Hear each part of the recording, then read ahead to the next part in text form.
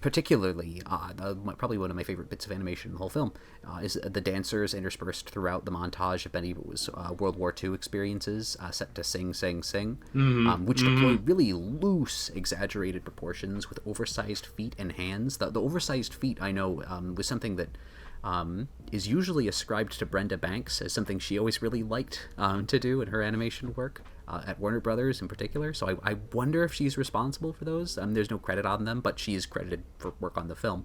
Brenda Banks being, for all of the listeners who are new, the first black woman to work in American animation as like a character animation artist.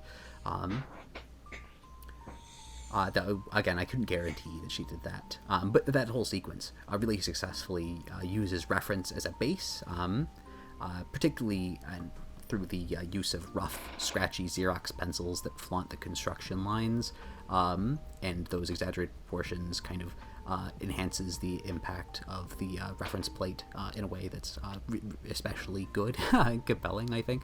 It really demonstrates, I think, the artistry that can go into rotoscoping to some extent.